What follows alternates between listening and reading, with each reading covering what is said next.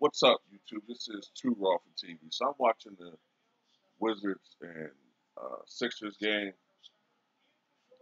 and right now Philly's up by 5, but the Wizards are hanging in there. All right, so I forgot to do a video talking about this. So Marv Albert, who's been the longtime voice of the NBA, is retiring after this year, after the Eastern Conference Finals, which will be next month, and he's doing TNT games. All right, this is the last year of his contract with TNT. He turns 80 next month, and it's been widely assumed that this will be his last year. Now, earlier, Dick Stockton retired, I think, this year. So a lot of these guys are calling it quits. So Marv Albert has called 8 Super Bowls, 8 Stanley Cup Finals, but he's more associated with the NBA. He's called 13 NBA Finals, 25 All-Star games, and he did the Dream Team's run to the gold medal in Barcelona back in 1992, the original Dream Team. He's best known for his iconic "yes" exclamation following made baskets. Yes, and it counts. Bulls fans will always attach Marv Albert to, their memories of the Bulls.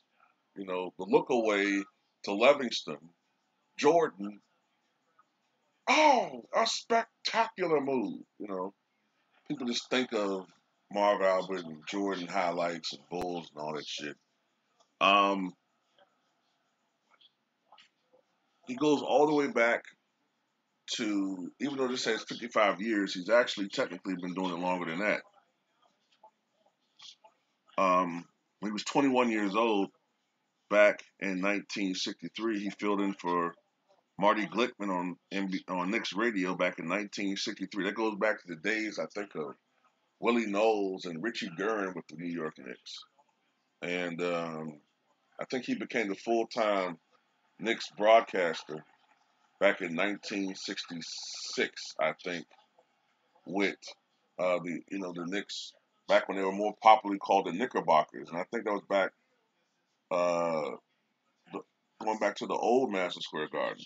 But of course, there is that dark spot in his career, the nadir, go back to 1997 when he was accused of sexually assaulting a woman. He bit her. I think it was an escort. At the time, Albert was 55, and look, the details are a little puzzling, but apparently Marv Albert was cross-dressing, and he's a kingster, put it like that.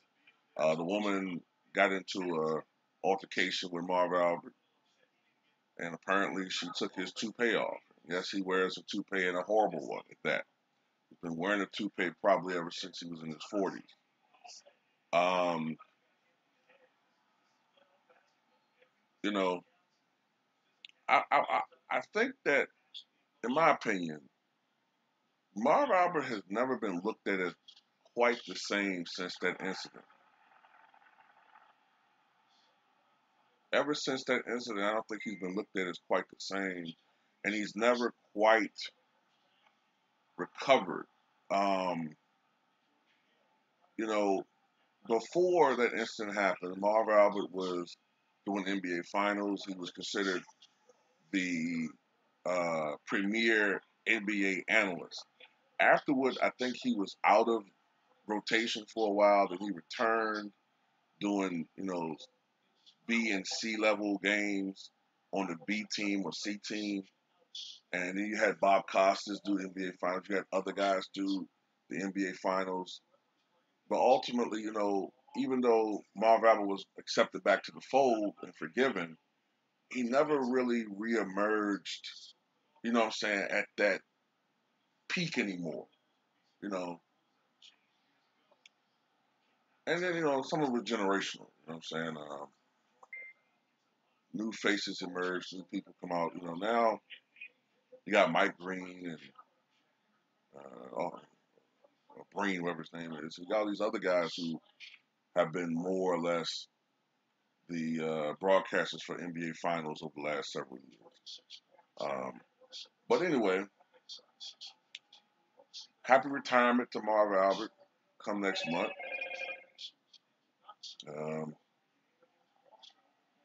maybe eventually he'll stop being so insecure about being bald and stop wearing that beaver's nest on his head. But tell me what you guys think.